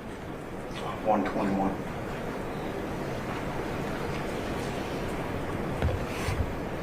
And so when you left from under this bridge, you had left your radio, excuse me, your radio with the Bremen officer, correct? Yes, ma'am. But you still had a means of communication. Yes, ma'am. All right. So it wasn't a safety issue. If I was out of the vehicle, I had no way to communicate, but I still had a way to communicate inside the vehicle. Yes, ma'am. Okay, but your choice to leave, Ma'am? your choice to leave from under the bridge. Yes, ma'am. All right. And so at 11:19, you stopped a vehicle doing 96 miles an hour at Old Noonan Road in Cross Plains. Is that accurate? I do not recall. I know I stopped a couple of vehicles, but I do not recall what they were traveling or anything like that. Okay, but Georgia State Patrol keeps a record of all the stops that you've made. Is that fair? Yes, ma'am. Okay, so if that record showed that you indeed, quote unquote, clocked a red sedan going 96 at 23:19, which would have been 11:19 in the evening, that would be accurate? I believe so. Primary Unit 121, that would be you? Yes, ma'am. Okay. Now, in trooper school, you were taught, I assume, the rules of the road? Yes, ma'am. All right. You were taught about speeding and the dangers of speeding Yes, ma'am. and the purpose of speed limits. Yes, ma'am. And in fact, we now have super speeder laws, correct? Yes. Right, that impose much greater fines for folks going over 75 on country roads and 85 on regular highways. I believe so. Is that fair? How many speeding tickets do you think you wrote as a trooper? I have no idea. Let's just say in a month. A month, 15 to 20. I'm sorry? 15 to 20. 15 to 20, okay. And you were a trooper for 4 years? About 4 years, yes, ma'am. All right. And now 27, that's a pretty big road here in the county, correct? Yes, ma'am. Right, is that something that you would travel on a regular basis? If I was assigned Carroll County, that might be one of the roads I got to a crash or a call that I was responding to. Okay. So you worked Douglas and Carroll, correct? Yes, ma'am. All right, so would you say you split your time between the two? Roughly? Yeah, yes, ma'am. All right. So you spent, let's just say, 2 years in Carroll County, correct? Yes, ma'am. All right. And so I assume that you were aware that the speed limit on 27 is 55. Yes, ma'am. 55 and 65, depending on where you're at. Yes, ma'am. But in this particular space, 55. Yes, ma'am.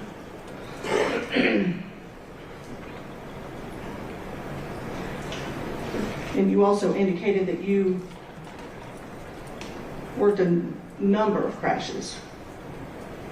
Yes, ma'am. You worked crashes where speed injured and killed people.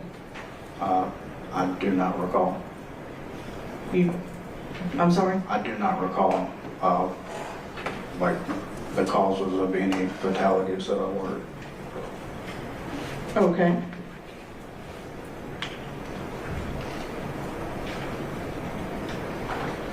And so as a law enforcement officer, there are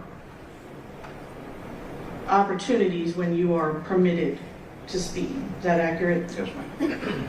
When you are on your way to a call with your lights and sirens, responding to an emergency, Yes, ma'am. okay? Perhaps chasing someone who's fleeing, Yes, ma'am. okay? None of those instances applied in this case though, did they? No, ma'am. All right. Now, we did talk a little bit about EVOC. You said that they didn't train you to turn to where the vehicle is coming from. That wasn't part of your training. Do you remember your EVOC training? I do, and there were 3 main parts of the EBOC training: braking the stop, the speed course, and things like that. But that training came on later, and I did receive training on what you're talking about. That came on after I graduated trooper school, and they sent us back to do a simulator for that. Do you remember how long EVOC was? 3 weeks. Okay, so 3 weeks where they teach you how to operate your patrol vehicle. Yes, ma'am. Right? Operate in emergency situations, defensive driving, skid control, Yes, ma'am. steering, braking, precision driving, Yes, ma'am. all of those things.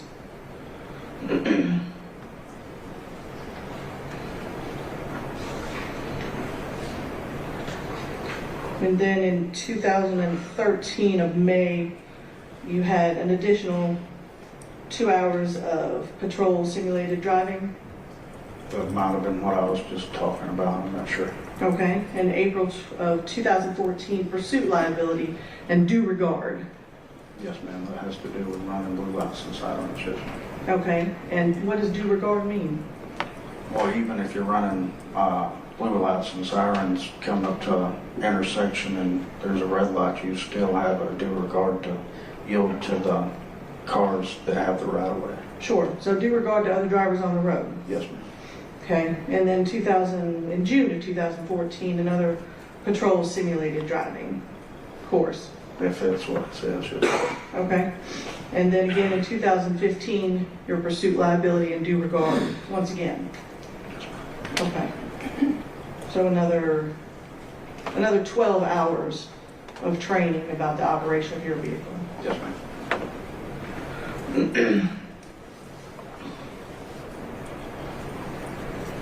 Now I want you to talk to me for just a minute. Tell me about your push bumper. What's that What it for? was used for? Yes. Mainly, like if there was a disabled vehicle in the roadway, you could use it to slowly push the vehicle out of the travel lane so there wasn't a chance anybody's tracking the vehicle. Or during a chase, you could perform the pit maneuver to safely get that hazard off the road. And it's essentially there to protect your car, correct? From damage? Yeah, it can be used to, it can protect your vehicle from damage, yes, ma'am. Sure, because if I'm pushing somebody's car with my car, right, I'm probably going to break something. Fair? Yes, ma'am. Okay.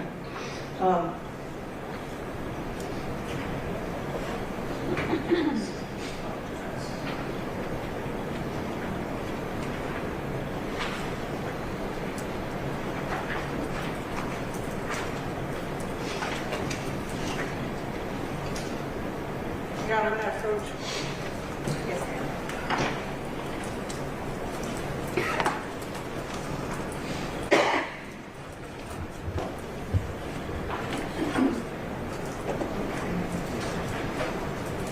I'm going to show you it's been marked state 67, 68, 69. Can you look at those ones, Yes, ma'am. please? Do you recognize what's in those pictures? Yes, ma'am.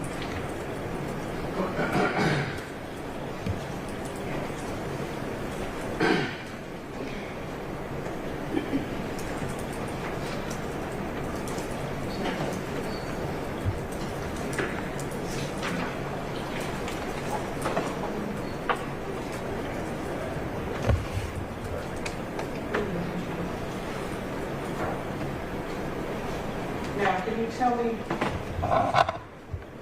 what these signs are on either side of this road?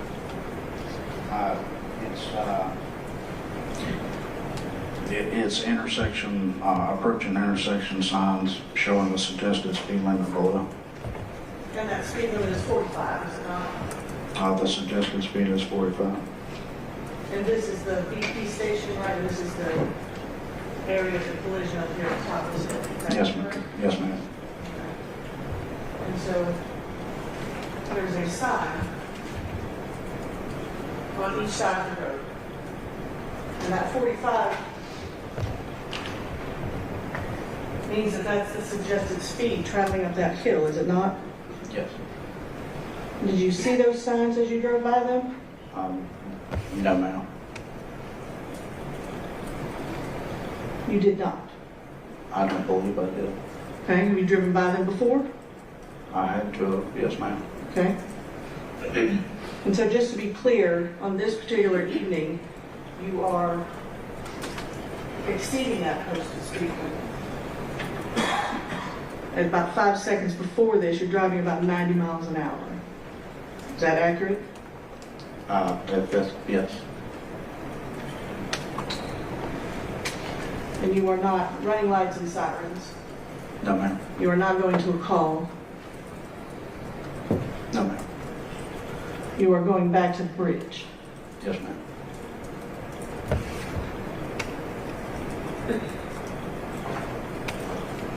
Thank you. That's all I have. Just got to think after either last turn.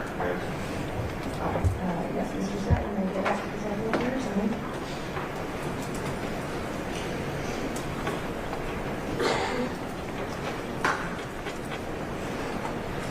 Your Honor, at this time, the defense will rest.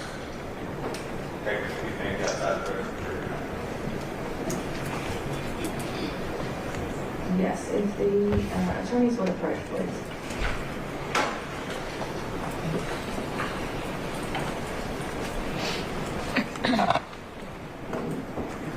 We're just talking timelines at this point.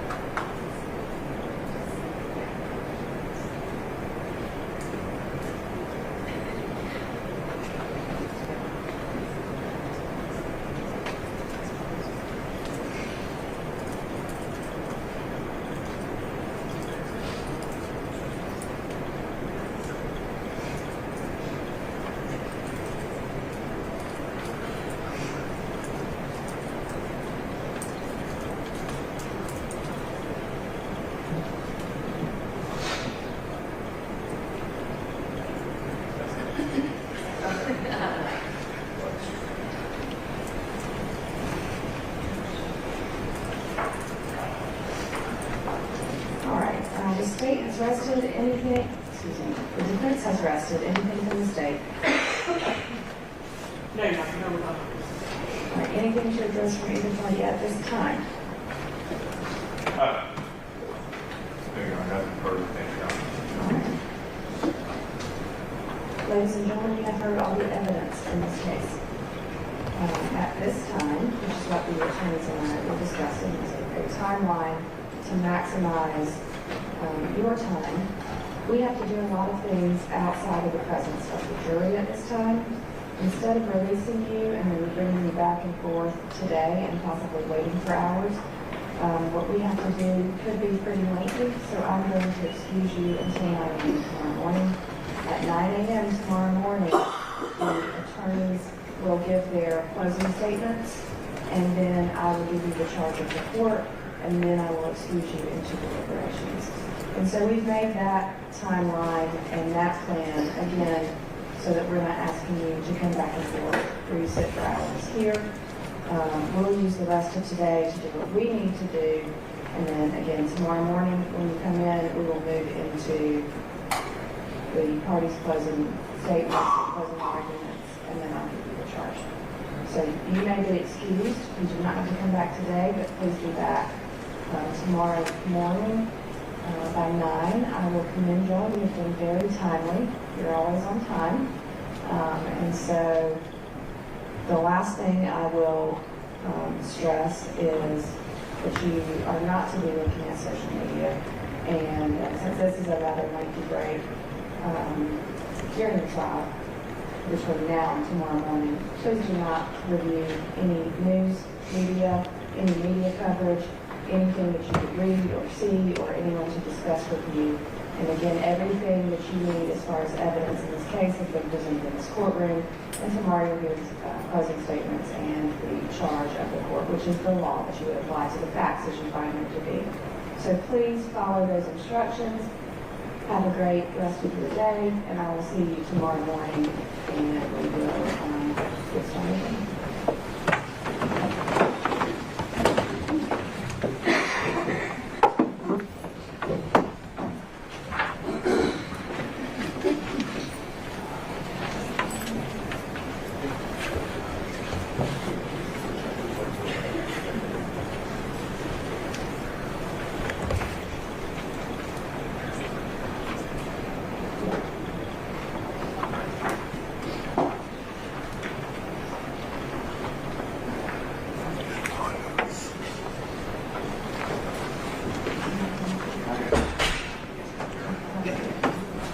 All right, you can be seated.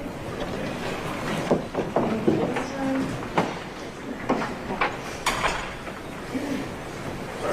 Anything at this time?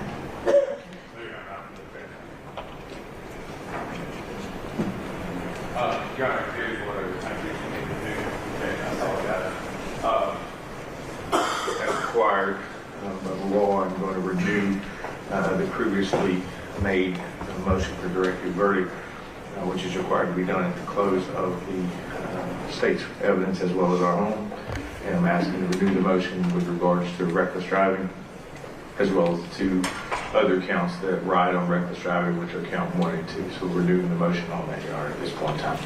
All right, thank you. That renewed motion for directed verdict is denied. The next phase that we would move into is the charge conference. I believe I told y'all this at the outset, but I'll just go through it again real quick. My office takes your charges and we consolidate them into one document. They are marked with the title, who requested it, and if it's a pattern instruction, the pattern, and if not, then we state in there where it came from that the parties requested it. So that is all in order. I'm going to give you that, and then we're going to take a lunch break. If y'all will review that, the way that I do a charge conference, because again, if you haven't been in front of me, I just want everybody to be on the same page. We go page by page. We address each charge individually. At the end of each page, I will ask the parties if there's anything to address on that page. If there is, that's just a second opportunity for y'all to see something that possibly I missed going over, or that you want to address. If there is not, then I check it and I move on. we will give copies of the consolidated charge. When you review it, please compare it with the request that y'all gave.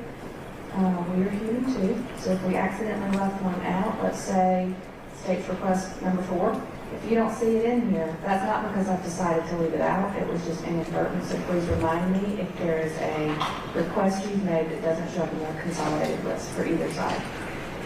And we'll make sure to address that during the conference. We will give a copy to both sides. How many copies? Do y'all both want a copy? I think that might be best, Your Honor. Thank you. All right, so 2 for the state, how many for the defense? Your Honor, we have 3 members. Yes. Thank you. All right, so 5. We're got 6. 1 for me, 7, 8. So we're going to get 8 total copies. We'll pass that out. If you want to wait for it before lunch, we can get those copies made so that you can take it with you. If you do not want to wait for it, we'll have them on your tables waiting for after lunch. Would y'all like to get them before lunch? I would, yes, thank you. Yes, Your Honor. All right, so can you make 8 copies, please? Let me just go with that. We should probably print 8 copies. Probably easier just to print 8. Well, I wrote on this one, all in there, because I something that I didn't have. Okay, that's fine. That's fine. We make 8 copies. Just make sure it's not from the back. Yes. Okay. All right, and then I have a proposed verdict sheet, which will go at the end of the charge conference. If y'all would like to, would y'all like a copy of this as well? Hopefully, Your Honor, please review that during lunch. That might be good. Okay. And it's pretty basic, and if y'all have any changes or anything you want to discuss about it, we can look at that at the end of the charge conference today. I'll just take it in the back. Well, can you copy this one? Thank you. How many do you want back? Just one on the side? One's fine, Your Honor. Okay, so just 2. Okay, it is 11:17, so to give y'all enough time to... Sorry. I do have 2 questions, or there's a question. Well, does the court commonly send a copy of charges back to the jury for deliberation? Yes. Let me explain that also. So when it goes back with the jury for deliberation, it keeps the title, so indictment, reasonable doubt, direct and circumstantial evidence. All reference to who requested it, or the pattern, or the case site, any of that stuff is taken out before I give it to the jury. So it's there for your reference, but we redact that, and on the computer, it's not marked out for them to see. So all they would be able to see is the actual charge itself, plus the heading title. So if they wanted to look back at anything, then they could easily find it. So yes, I do give that to them. Could we get a copy of what goes back to the jury? Just for our curiosity. Because I assume we're going to talk about it and they're consolidated and that will be the final charges for the jury. Yes. Before I get the charge, y'all will have exactly what goes. You'll get the cleaned up after the charge conference. We'll clean it up and back everything out so that when I give the charge, y'all can follow along, and that's what the jury will get as well. If there's any, they won't have it at the time though. So if there's any mistake, or if you see we inadvertently left in a pattern charge number or anything like that, before I send it back with them, I'll ask you to get on the record if there's anything in the written charge that needs to be removed before it goes back with the jury. So what you should have is the version that goes back with them. But I've had situations where something was left in there that we could take out. We just take it out really quickly and then get that over to the jurors. And my final thing is the newest edition of pattern charges they rely on. So they are charges, I'm assuming never heard that. I can forward electronic copies, but they're off the Lexus. So it's not All right, so I do not use Lexus to pull my pattern charges. I use Sidebar, which is the online Superior Court judges, and ours are updated before Lexus usually. Okay. So because they come from the Council of Superior Court judges, so we pull ours from sidebar. Again, I'm not perfect. If there's something that you see that might be different, we did compare them, all of my standard charges last week, because it was the first trial, week before last, was the first trial I've had since July 1st, which is when the charges usually change. And we updated all of those standard charges. We try to compare them with what's on sidebar and on Lexus. But again, please feel free if you see something in one of the charges that's not correct. And I also try to have the parentheses in there so that y'all can choose the parentheticals that apply, and we can address those during the charge conference. Yes. Okay, Your Honor, I think mine is actually representing the previous as we submitted before July 1st came out. So we have to work the numbers. I apologize if we want to do the old one versus the July 1st. That's okay. And so my clerk, when he gets the requests, he goes into Lexus. And as of 2 weeks ago, what was in Lexus was updated according to what I have in sidebar also. So Lexus was up to date at that time. So he doesn't just copy and paste or just take y'all's and put them in there. If it's pattern 11010, he goes into Lexus, and then I compare that with what's on sidebar. And then we make sure that those are the most up to date. So if yours was written from the old portion, he's not putting that in there verbatim. He pulls it directly from Lexus pursuant to the pattern number, and then we'll discuss it on the record. Yes, ma'am. Does that make sense? It does. That's a long explanation to your question. Just making sure y'all know where we get them from. All right, so y'all need enough time to eat and enough time to review. If there are ones that y'all agree on, do y'all want to be able to go through that together, or do you just want to go through it in the charge conference? And you can just say either no objection or... It might be just as easy to go through it on the record, Judge. I agree. I'm going to ask y'all anyway on the record, so either way, it's going to take the same amount of time. Yes, ma'am. Okay, so I want to give y'all enough time to eat, enough time to review the charges. It'll probably take you, I would think at least an hour, because it takes me an hour to review the charge. Is that enough time? Outside of lunch. We can make it work, Judge. Okay. Y'all want more? 1:15, whatever Your Honor thinks is appropriate. I think if we did 1 o'clock, that gives you 2.5 hours, that gives you enough time to eat and to look at the charge. Is that 2.5 hours? It doesn't want to happen. But I'm okay with that. What did I say? You said it was 11, good. 1:30? Yes, ma'am. Yes, at 1 o'clock. Whatever you tell me, I'll do. Let's do 1:30, that gives you 2 hours. That's fine. A little over 2 hours. Thank you. All right, are y'all good with that? Yes, ma'am. Do y'all have my cell phone number? Yes, ma'am. Okay. If y'all find that 2 hours is not enough time and you need 15, 20 more minutes, just send a text including each other and ask me if you can have a little bit more time. I'd rather, when we come into the charge conference, we're all prepared and have time to look at it.